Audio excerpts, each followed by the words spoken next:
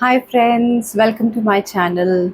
Today is the part 7 of the Divine Masculine's Awakening और ये एक फाइनल स्टेज होती है और इसके बाद ही आउटर यूनियन होता है।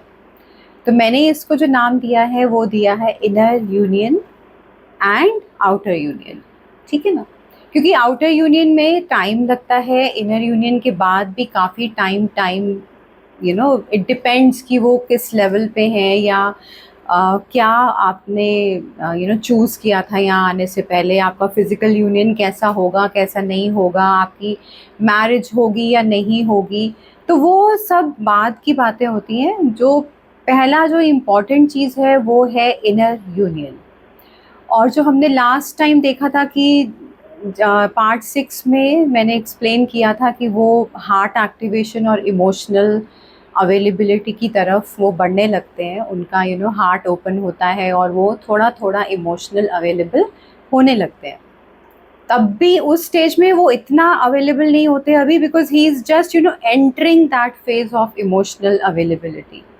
Now the next stage you would say is inner union. और ये जो इनर यूनियन की स्टेज है, it is not about the the divine counter part. I mean जो उनकी डीएफ है उसके लिए नहीं है, वो उनका अपना स्टेट है। जो डिवाइन मैस्कुलिन है उनकी अपनी इनर यूनियन है, जो अंदर ही वो फील करते हैं, जहाँ पे वो होल फील करने लगते हैं और कंप्लीट फील करने लगते हैं। ठीक है ना, ये होता है इंटीग्रेशन ऑफ इनर फेमिनिन। इसका मतलब है कि जो उनकी फेमिनिन एनर्जी है वो उसको इंटीग्रेट करने लगते हैं अपने अंदर, और इमोशनल जो उनका एक सप्रेशन होता है इतने सालों से, वो अब ओपन अप होने लगता है। ठीक है, ही स्टॉप्स रनिंग फ्रॉम इमोशंस।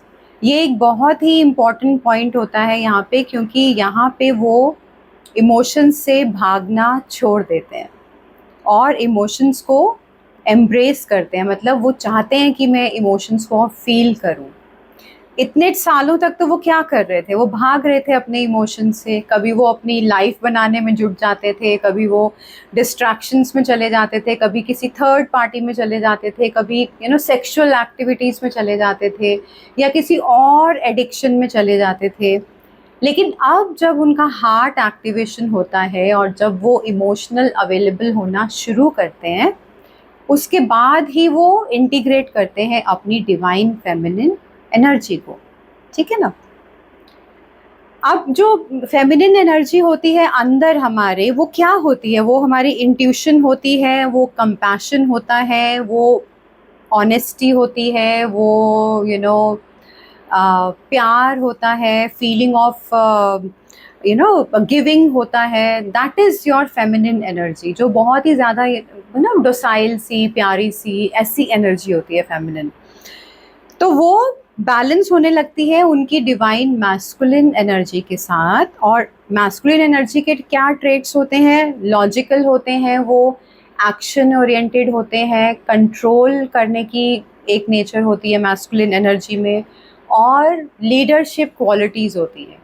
तो जब ये दोनों चीज़ें बैलेंस होती है, मतलब एक सॉफ्ट साइड आपकी फेमिनिन साइड और एक मैस्कुलिन साइड जो रिजल्ट ओरिएंटेड होती है, जो लीडरशिप क्वालिटीज़ के साथ होती है, दोनों एनर्जीज बैलेंस होने लगती हैं, तब जाके हम लोग इनर यूनियन में आते हैं। ठीक है ना, जैसे कि आपको पता ही है कि यहाँ मैं एनर्जीज़ की बात करती हूँ, मैं बॉडीज़ की बात नहीं करती। Feminine energy and masculine energy.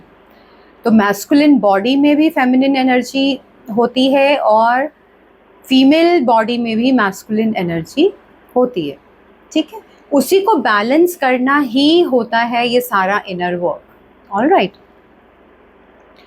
Now इसी पॉइंट पे आके वो इमोशनल अवेलेबल होना शुरू होते हैं। Release of ego based identity. यहाँ पे अब वो धीरे धीरे अपनी ईगो बेस्ड जो उनकी आइडेंटिटी होती है उसको वो छोड़ने लगते हैं, वो रिलीज़ करने लगते हैं। जो उन्होंने अपनी आइडेंटिटी बनाई थी कंट्रोल पे, वैलिडेशन पे, अवॉइडेंस पे, और जो एक उनको बाहर से जो उनको एक वो पावर मिलती थी कि लोग मेरे बारे में क्या सोचते हैं, दैट ईगो बेस्ड एटीट्यूड, वो जो उनकी एक आइडेंटिटी बन गया था, पावर और मैनिपुलेट करना, लोगों को कंट्रोल करना, उस चीज़ को वो धीरे धीरे धीरे धीरे छोड़ने लगते हैं। ईगो बेस्ड जो उनकी आइडेंटिटी होती है वो बिल्कुल ही क्रम्बल हो जाती है।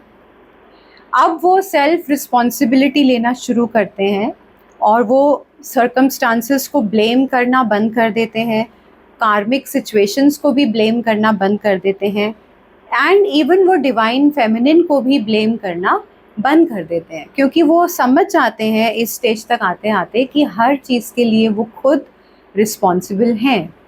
जो उनकी लाइफ आज तक बनी या जो उन्होंने अपनी लाइफ एक बनाई, वो सारी उनकी रिस्पॉन्सिबिलिटी है।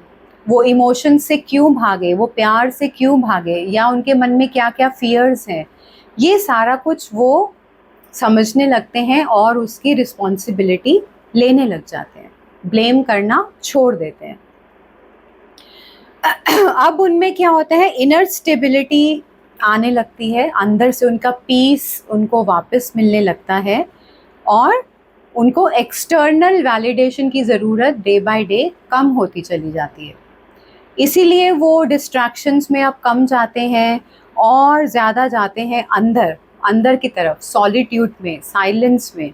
उनको वो ही अच्छा लगता है जहाँ पे वो सेल्फ रिफ्लेक्शन करते हैं, अपने बारे में सोचते हैं कि मैंने क्या क्या एक्शंस लिए आज तक लाइफ में, ऐसा मैंने क्यों किया, ये क्यों किया, वैसा क्यों हुआ, सब कुछ उनके सामने आने लगता है। अब क्या होता है कि वो मीनिंगफुल कनेक्शन को ढूंढते हैं। पहले तो वो किसी भी लड़की के साथ कहीं पे भी किसी भी के साथ इन्वॉल्व हो जाते थे, रिलेशनशिप में चले जाते थे, बट नाउ वो एक डीप कनेक्शन को क्रेव करने लगते हैं। उनको लगता है कि मुझे अब इस टाइम पे एक डीप इमोशनल कनेक्शन चाहिए। तो वो बहुत ही क्लैरिटी आ जाती है उनके मन में और धीरे धीरे वो इंटरनली सब कुछ जानने लगते हैं। अभी वो एक्सप्रेस नहीं कर रहे, लेकिन अंदर ही अंदर वो इमोशनली ओपन अप हो रहे हैं। नाउ क्या होता है कि यहाँ पे आके उनका इमोशनल अवेलेबिलिटी पूरी अच्छी तरह से स्ट्रॉन्ग हो गई। वो समझ गए इस चीज़ को कि डीप कनेक्शन ही मेरी लाइफ में इम्पॉर्टेंट है। इसके बाद होता है आपका आउटर यूनियन। जब इनर यूनियन हो जाता है डिवाइन मैस्कुलिन का, जब उनकी इमोशनल साइड ओपन अप हो जाती है, उनकी मैस्कुलिन एनर्जी और उनकी फेमिनिन एनर्जी बैलेंस हो जाती है, तब जाके वो आउटर वर्ल्ड में पहल करते हैं या वो ओपन अप होते हैं रिकनेक्ट करने के लिए। ठीक है ना, ज़रूरी नहीं है कि वो ही आएंगे आपसे कनेक्शन बनाने, वो डिवाइन की मर्जी होती है। कई बार डीएफ्स भी स्टेप लेती हैं तो डिवाइन मैस्कुलिन्स जो होते हैं वो अग्री कर जाते हैं। जो पहले उनकी इतनी रिजर्वेशंस होती थी कि नहीं नहीं नहीं नहीं, वो रिजिड होते थे बहुत ज़्यादा, वो चीज़ें अब धीरे धीरे ख़त्म हो जाती हैं। अब जो होता है वो आउटर यूनियन होता है। इसका ये मतलब है कि रियल वर्ल्ड में अब वो कैसा दिखेगा। इनर यूनियन तो हो गया, अब आउटर वर्ल्ड में जो रियल आपका वर्ल्ड है उसमें वो कैसा आपको नज़र आता है। ओके, कंसिस्टेंट एक्शन होने लगता है उनकी तरफ से। अब क्या होता है कि पहले तो जो वो इनकंसिस्टेंट होते हैं ना, एक दिन आना 2 दिन चले जाना, हॉट एंड कोल्ड बिहेवियर, कभी प्यार कभी गुस्सा, जो उनका एक इनकंसिस्टेंट सा बिहेवियर होता है, अब वो कंसिस्टेंट बिहेवियर में चेंज हो जाता है। अब वो आपसे रेगुलर कम्युनिकेशन रखने की कोशिश करते हैं। अब वो इमोशनली प्रेजेंट रहते हैं, आपकी बात सुनते हैं, भागते नहीं हैं यहाँ से वहाँ, और थोड़े से स्टेबल दिखते हैं आपको रियल वर्ल्ड में। अब उनकी जो इमोशनल अवेलेबिलिटी है वो भी रियल वर्ल्ड में प्रैक्टिस हो जाती है शुरू। अब वो सिर्फ लव को फील नहीं करते, वो उसको एक्सप्रेस करना भी शुरू कर देते हैं। ठीक है ना, अब वो सोचते हैं कि उनके मन में ये पूरी तरह से क्लैरिटी हो जाती है कि मेरी डीएफ ही सब कुछ है, तो वो अपना जो इतना डीप लव जो फील करते हैं उसके लिए, वो अब उसको एक्सप्रेस करने भी लगते हैं। चाहे वो मैसेजेस के थ्रू करें, चाहे वो आपको बोल के करें, लेकिन वो बहुत एक्सप्रेसिव हो जाते हैं। इतना ज़्यादा एक्सप्रेस करते हैं अपना प्यार कि आपको पहले तो शुरू शुरू में बिलीव ही नहीं होता कि आई मीन ये वही बंदा है जो कभी अपना प्यार एक्सप्रेस करता ही नहीं था, जो हमेशा भागता रहता था, हमेशा डरता रहता था। एकदम ही 360 डिग्रीज का चेंज आ जाता है उनके अंदर।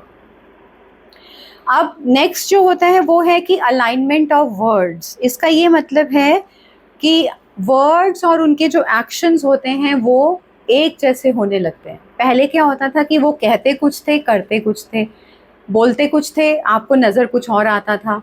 लेकिन अब क्या होता है कि जो वो कहते हैं वो ही वो करते हैं। तो वो वर्ड्स में और एक्शंस में अलाइनमेंट शुरू हो जाती है।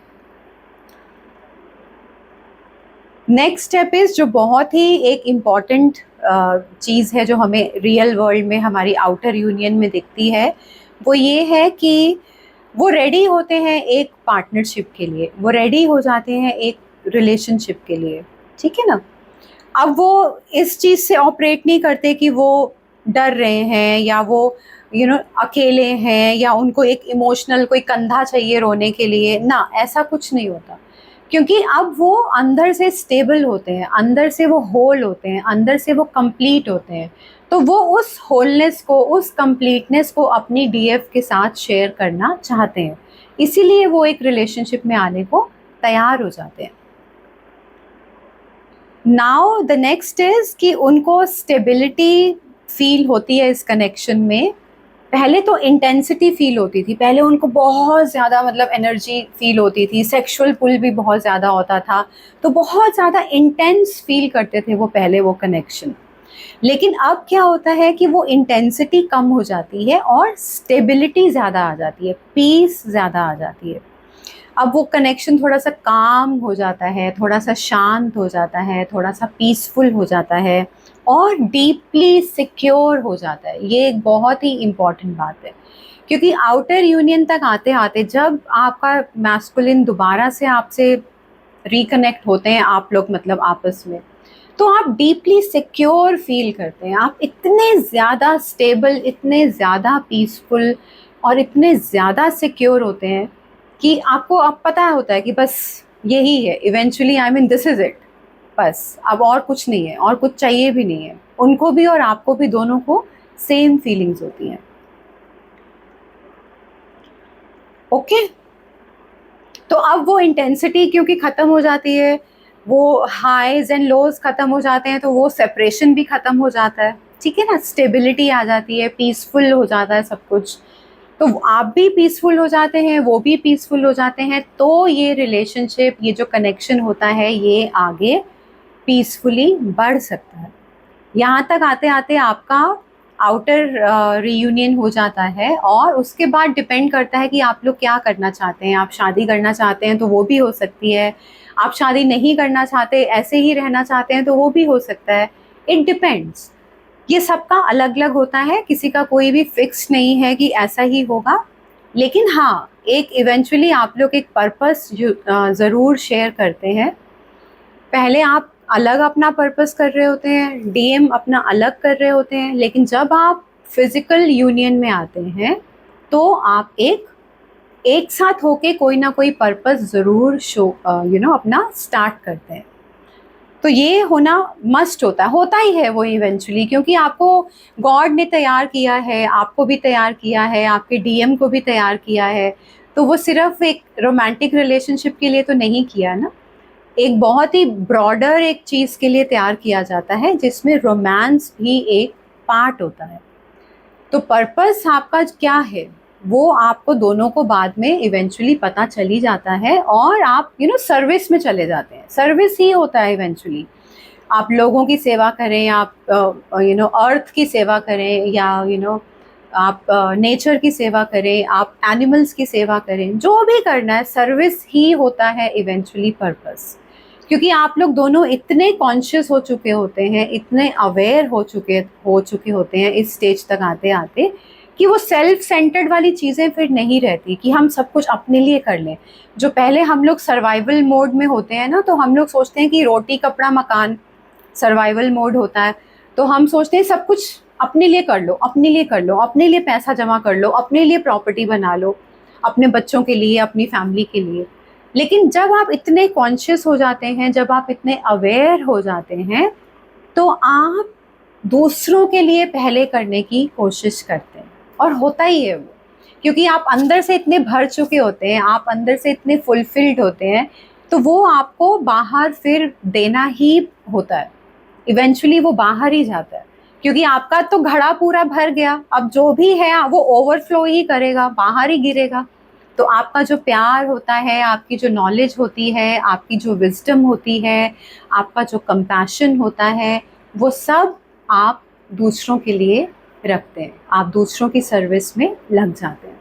तो इवेंचुअली ट्विन फ्लेम जर्नी का जो पर्पस होता है वो यही होता है कि पहले आप अपनी होलनेस में आइए, खुद को पहचानिए कि आप खुद क्या हैं, अपने ट्रुथ को जानिए। डीएम भी अपनी ट्रुथ को जानते हैं, खुद में कंप्लीट होते हैं, और फिर आपस में मिलके वो सर्विस में आते हैं, अपना पर्पस करते हैं। Okay guys, take care, bye bye.